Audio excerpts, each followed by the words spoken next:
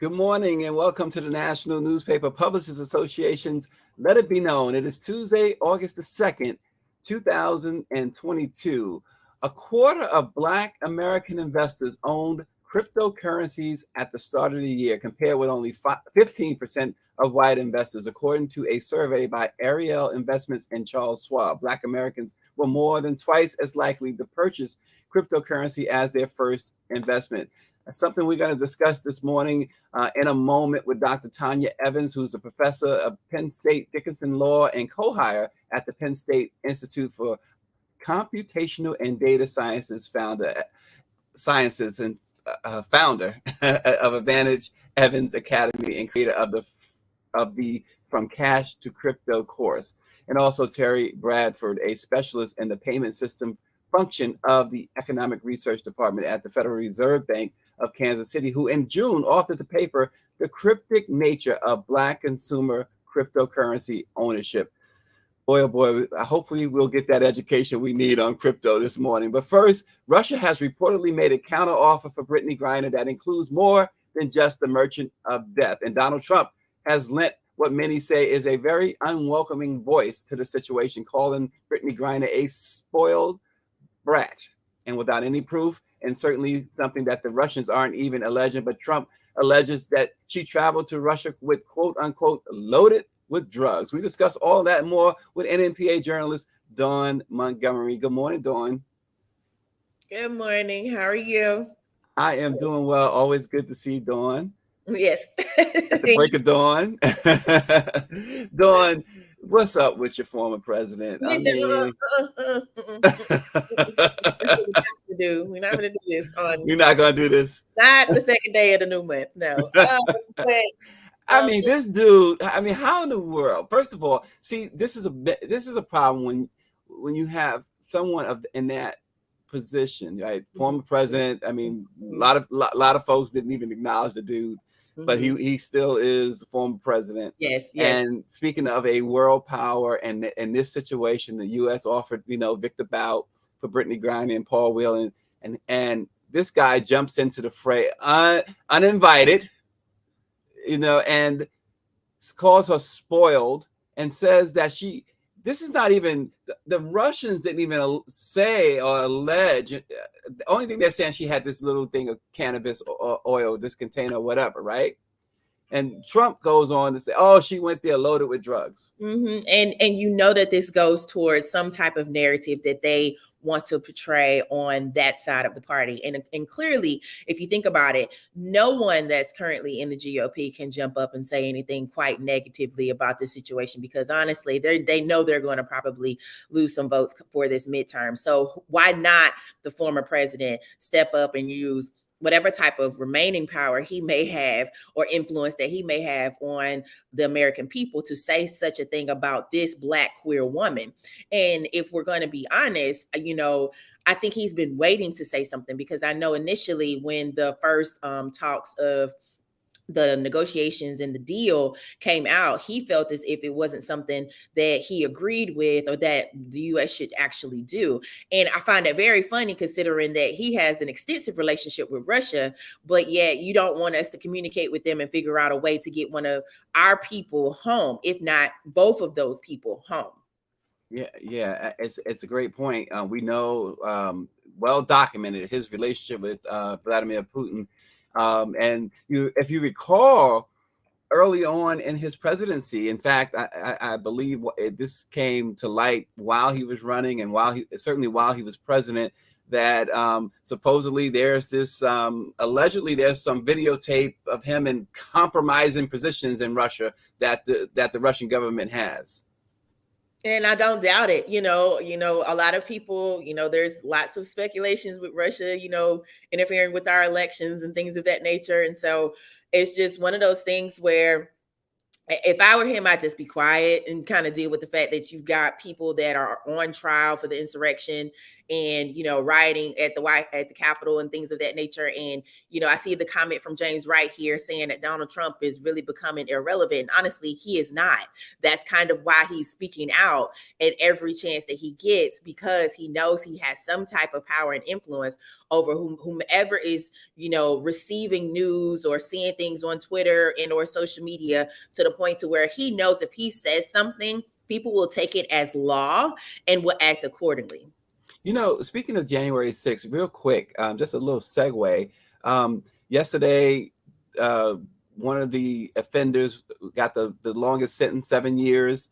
And the prosecutors wanted more because they said there was special circumstances. I mean, there was video of him assaulting police officers. And the judge said, well, nobody else has gotten more time than this, so I'm not going to give him more time than this. It's really interesting how they can reason this. This guy and his own son, this man's own son, turned him in because of the egregious act. And his daughter, the man's daughter, in an impact statement or a statement in his defense to try to get the judge to give a light sentence, said, my dad would fall on his knees and essentially worship Donald Trump. Donald Trump should be the one in prison, not my dad. And that right there says everything. Because if you're not paying attention to how this began, how Trump used his influence yet again, his power in office yet again, as he's coming out of office, to incite this entire thing, then you have to understand that he's one of the people that needs to go to jail as well. And if you want to sit up here and say, oh, well, you don't want to give extra time, well, I'm sorry, you're not giving enough time, in my opinion, because this is our state capital. If Black people did that, we would see something totally different. If, some Latino people did that, we would see something totally different. Asian, we would see something totally different. So why not make sure that you set some type of precedence to let people know that they cannot do those things, and to also let politicians know, like, you will be held accountable for a lot of the things that you're saying in order to influence and incite some type of riot. Yeah, what a way to hold politicians accountable. No better way, right? The former president or the president at the time committed crimes, and you prosecute the president. That would say a whole lot. I mean, this man, he's not acting in any type of rule book according to former presidents, because honestly, we don't hear from a whole lot of them until, certain things happen. And it's just like, they just go on about their way, and like at every turn, he is front and center.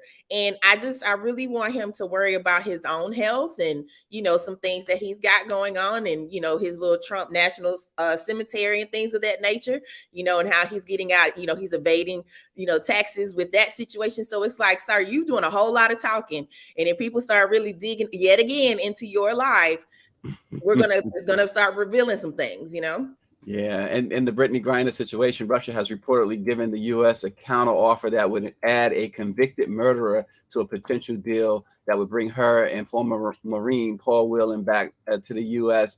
The U.S. says the offer of Victor Bout is already substantial enough. So we're going to see where this leads. Going. But they want now, in addition to Victor Bout, the Russians want this individual who was sentenced to life in prison back in 2019 for murder. And he was a Russian military colonel. His name was Vadim Krasikov, and he is a convicted murderer. And now they want him as well as Victor Bout, who we know Victor Bout's history. Listen. They're asking for a whole lot right now. And and at this, because honestly, one of the things that I've seen floating around from some of the reporters that are covering this entire situation, is that really, if you look at the swap, the crimes are not matching, it's literally, she gets caught with, cannabis oil, hash oil or what have you. And you mean to tell me we're supposed to swap her out along with an American, another person that's over there. We're supposed to swap them out for a mass destruction, weapons dealer. No, and I get it though, because we need to offer up something. And I feel like that was enough. But now if they're adding another person who we know is a murderer and things of that nature, it's like, come on, we can't be releasing the hounds at this point. It's not fair. It doesn't make any sense. So it's, again, when Dr. Chavis was on here telling us, there's a lot of things that pretty sure that our government is doing regarding negotiations, but I really need somebody to kind of actually break this down so that we can kind of understand why it is that Russia feels as if they can ask for any and everything that they're asking for at this time.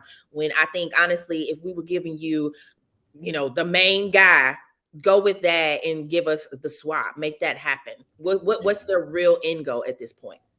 Yeah, well, again, it's a situation we're going to continue to monitor. And Dawn, I think this is another language altogether. Cryptocurrency, but Black Americans' high exposure to cryptocurrencies has left them more vulnerable to the financial downturn, even as their households, on average, hold less wealth. This is according to reports. The attraction of building wealth, amplified by marketing, drew many Black investors into cryptocurrency. Let's discuss that this morning with Penn State Dickinson Law School professor and founder and CEO of the Advantage Evans Academy, Dr. Tonya Evans, and Terri Bradford, a specialist in the payment system function of the Economic Research Department at the Federal Reserve Bank of Kansas City. And Terri Bradford wrote in June the article, The Cryptic Nature of Black Consumer Cryptocurrency Ownership. Good morning, Terri and Dr. Tonya. How are you guys doing? Pretty well, thank you. Excellent, thank you. Well, thanks a lot for joining us. And I'm going to start with Dr. Tonya, if you don't mind. Dr. Tonya, let's start here. What do big banks and mainstream institutions think of Bitcoin? It's interesting now, and when I think back to probably around 2013, 2014, the second of the kind of big cryptocurrencies, Ethereum or Ether, was coming on the scene, and banks were really pushing back at that time on the discussion around regulating cryptocurrencies. New York had just started to implement the BIT license, and big banks were concerned that if government started regulating cryptocurrencies, they feared that it would become more legitimate. Big banks didn't have a customer service issue at that point in time. And fast forward to where we are now, they have a huge customer service problem. And now they've all changed their tune, from Jamie Dimon at JP Morgan, that used to say that Bitcoin was trash, is now saying that it could triple in value and rival gold. We have all of the major credit card companies, Visa, MasterCard, we have PayPal. You could go to the last tab in Cash App and actually buy Bitcoin. So they realized that they were going to start to lose customers if they didn't shift. But the interesting thing, and I hope we talk about it today, is that a lot of the big banks are actually quietly giving exposure to the crypto market. Deutsche Bank quietly offers to their high net worth individuals. Bank of America is even in. And I'm concerned that they're trying to replicate what we have now in the future of money. And that is a big concern of mine. And so, Terri, help us too with cryptocurrency itself. I mean, now for the uneducated like myself, I'm thinking about Bitcoin, NFTs, cryptocurrency. What is all that in the same family that I'm talking about here? Am I on the right path here? And also, as you do that, can you also speak to the interest that young Black Americans have in the crypto market? Yeah, so I would say, to answer your question, they're all leveraging the same technology, which is blockchain. So the cryptocurrency would be the digital currency that's offered on the blockchain. And the other aspects that you're speaking about, the NFTs and being able to do DAOs, for example, are different ways of leveraging that technology. We're seeing the younger demographic is driving adoption of cryptocurrency. And that is particularly true for Black consumers as well. There's Pew Research that shows that more than 50% of Black consumers or Black individuals are millennials or younger, and that they're really gravitating towards STEM and other crypto and technological platforms, I should say. And so I think when you think about the fact that this constituent is digital native, And where they're spending a lot of their time, be that on TikTok or other social media opportunities, we're seeing that that's having a great influence on the adoption of cryptocurrency. Add to that, you've got the cultural dynamic where you've got entertainers, athletes, even politicians that are really talking up their investments in crypto or taking their salary in crypto. We're seeing advertisements, and there's polling that shows that that really does have an influence on amping up the acceptability of cryptocurrency for the younger generation. Dawn, so Dawn, are you following all this with me, Dawn? I'm here. I'm here for this, especially for Black women that know about this. I'm here for it. Yes. My biggest thing is that, she literally just pointed it out, is just how the younger demographic, like the younger generation, is grasping to this. Like, even like my teenager as well as my 11-year-old, they're running laps around me talking about NFTs and, Bitcoin. Like, Mom, we need to do this. Like, I know just recently, like, both of my boys have birthdays in June, and they wanted an NFT and Bitcoin from family members. And most of the family members are older, so they knew nothing about it. So they took an opportunity to kind of express what it is and why they wanted certain things, And so it's also a new form of ownership too, if we can talk about that, where in this particular space, it's not looked upon as us to be in these spaces, right? But the more educated we become, the more adaptive and accepted we are with this type of thing. And so I feel like, if we could just really just make sure that all of us kind of understand what this is and how we can all benefit from this, then I don't think that we would miss an opportunity here where we would be, bounds behind or what have you, other races that are actually actively, doing crypto. Yeah, Dawn makes a great point. Dr. Tonya, I want to go to you with that because Black America has been locked out of the traditional financial industry, traditionally anyway, right? Is that a primary reason why we've turned to crypto? Absolutely. When you think about the Ariel Schwab report, the survey, it's an annual survey, and this is the first year that actually had some mention, and a significant portion of that report that showed 25% of Black Americans currently owning crypto, and it is trending younger. We were talking about digital natives, the fact that this is just ubiquitous for them. It's difficult as, a digital immigrant to kind of figure this out, but young folks really get it. Twice as many Black Americans than white rank crypto as the best investment choice. And we can unpack that and what that means, because I don't think it's an either or, but a both and. When we think about crypto assets, I say more broadly, because not all cryptocurrencies actually function well as currencies, and they're taxed as property, which actually makes it even more attractive to the younger generation. It's not always about a high income. Really, generational wealth is built on capital assets, assets that are actually earning money while I am in Saint Tropez. And so when you think about assets that are working harder than you and being able to do that in one generation and transferring that wealth to the next, it really is focused on assets that have capital gains and losses. And so young folks are getting that. And we can talk about why this is the one place when you think about the systemic issues that have marginalized our community that make it very difficult. We have these traditional gatekeepers, and then young folks see the future of money that is removing those intermediaries and actually giving them access, transparency, and opportunity. Yeah, and Terri, I want to go to you too because we know when you think about investment, there is of course Wall Street. There are stocks and things of that nature. And there are risks associated with that. Can you talk about some of the risk factors when it comes to cryptocurrency? Yeah, and they're actually harder to define because, you don't have the guardrails and parameters around this, as your other guest had mentioned.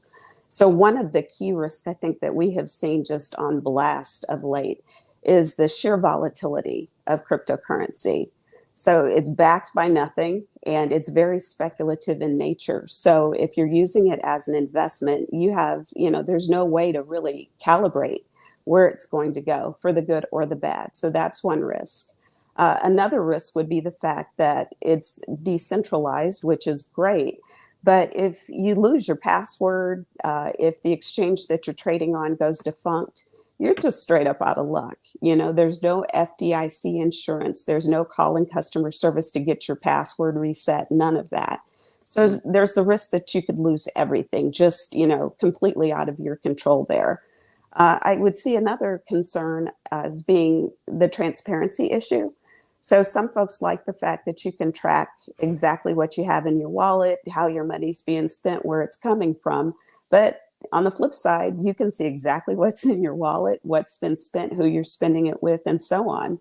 So for folks that have a sensitivity around their privacy, there are some issues definitely there. And it's also difficult to know how much a transaction is costing you. It's not like, there's a set of fees that you're well acquainted with or familiar with when you're transacting. It kind of depends on, where the crypto is trading at that moment in time, and then whatever exchange you're dealing with, what the prices are that are associated with that. Go ahead. I'm sorry. Keep going. No, I'm just saying there's just a range of, risks that you need to be well aware of. Okay, and I want to highlight a question from one of our viewers, Michelle Madison. She says she received many invitations to the crypto and Bitcoin world in various aspects. She says, I've been somewhat skeptical. Should I focus on a particular group or community to deal with? Anybody can help Michelle with that question? Dr. Tonya, Terri? Well, I think the first thing to think about, and to kind of piggyback on what Terri was saying in terms of risks, I agree wholeheartedly, but there's also a risk in being so afraid that we don't really understand and delve into really what is the future of money, what is the future of the transaction of value. We think of Web3 really as, in comparison to Web2, if Web2 was the information superhighway, we're now in the value superhighway, and there will be a number of ways to leverage peer-to-peer technology to exchange value without having to go to an intermediary. What was already said, that can be the blessing and the curse, but it's about autonomy and control. In answer to your guests or your viewers' question, there are over, again, 20,000 different types of coins and tokens. A coin is native to a particular blockchain. A blockchain is just a record of transactions and balances. So some coins have a native recording apparatus. Sometimes we call it a ledger. Tokens are actually, they don't have their own record, and so they are recording their transactions and balances to an existing blockchain. So I would take some time to learn all the different types. There's a great resource, coinmarketcap.com. It doesn't cost anything. It's agnostic. It is really just aggregating the data in the space to really start to delve into what is Bitcoin? What's the difference between that and Ethereum? What's the difference between those and a stable coin? What is decentralized finance? And so that will help lead people to the community that might be right for them as a matter of investing and building. And let me go back to the question about Wall Street and stocks. In general, I mean, you invest in money, and with the Bitcoin or cryptocurrency, you explain what you're doing there. Are there same? I mean, what's the difference here in general when we're dealing with stocks, when we're dealing with cryptocurrency? Where's the line there? What's the difference? Well, in my opinion, the difference is that generally the stock is attached to something tangible, right? If you prescribe to the Warren Buffett philosophy of investing, you invest in things that you know, that you use, that you're familiar with, or, technology, something that you can, attach some value to. This is more nebulous. Exactly what is cryptocurrency? It's a digital currency. Its original intent was to be used as a substitute for currency, not as an investment vehicle. So I think it's kind of difficult to understand what it is that you're actually investing in. That said, I'm not saying don't do it. I'm just saying, as your guest was saying, understand what you're getting into as best as you can. And I think it's important, whether it's Wall Street or, the blockchain, wherever you're investing, you should never invest more than you're willing to lose, right? It's both aspects are speculative. It's just, to me, at least, cryptocurrency is more the great unknown as compared to traditional other, types of investments. And I think you should do both. Yeah, and Dr. Tonya, this is not a passing fad, right? Where is it headed? It's here to stay, and we have a number of signals that tell us why. When I think of cryptographically secured assets, the crypto and crypto asset or cryptocurrency is just the means of encrypting data as you're sending it back and forward. There'll be a lot of ways to leverage that technology in a way that isn't as speculative, that doesn't invite all of the crypto scams to the yard, but 73% of millionaires own or want to own or have some exposure, even if it's de-risked in crypto.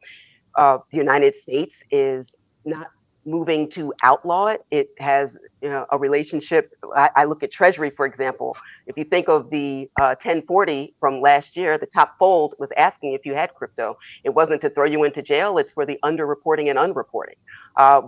President Biden recently signed an executive order that called on federal agencies to develop a coordinated approach to regulating crypto assets, and that's getting this, the SEC and the CFTC and Treasury and all of the other departments on one accord so that the United States is not left behind.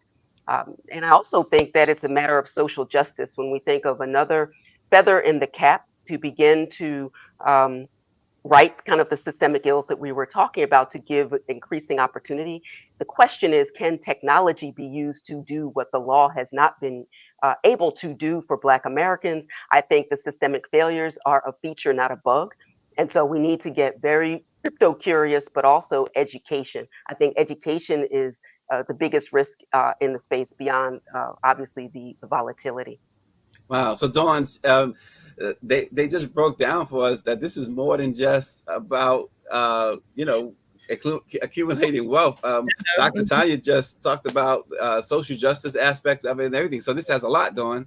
Yes, and the biggest thing that with all of this is education. The more and more we have conversations about this, the more and more we talk about it, the more and more our community will be accepting of this. And willing to invest and willing to try. I know the biggest thing with, in my opinion, because I know I heard something earlier and I was like, woo, I would not be willing to invest that. I would not be willing to do that. But I'm also 38. And most people that I do know that are well versed in this particular industry and what's happening and are younger than me, like they're in their early 20s, late 20s or what have you. And so I just think it's just one of those things where we all have to just be open to the conversation and not kind of, be in that type of mindset that generally in the Black community, it's like, if I don't know nothing about it, I don't need to know. And if I don't have to put too much money into it, I'm not putting no money in that. You know what I'm saying? And so in this thing, it's like, it would take some time to learn and take some time to actually, watch a couple of videos, listen to a couple of people. I mean, Dr. Evans has an academy where you can learn certain things and courses and things of that nature.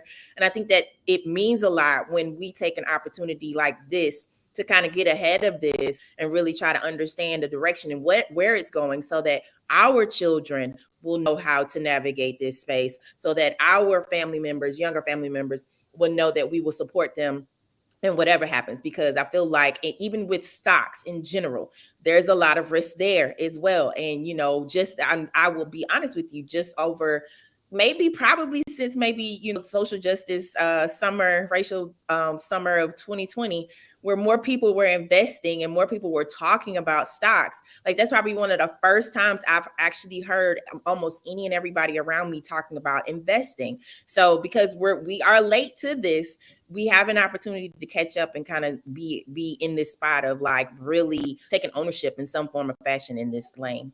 Yeah, I'd encourage folks to read Terri Bradford's article she wrote, The Cryptic Nature of Black Consumer Cryptocurrency Ownership.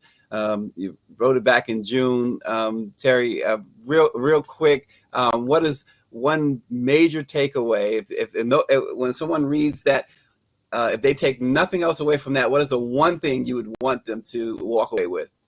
Educate yourself. This is plain and simple, right? There you go.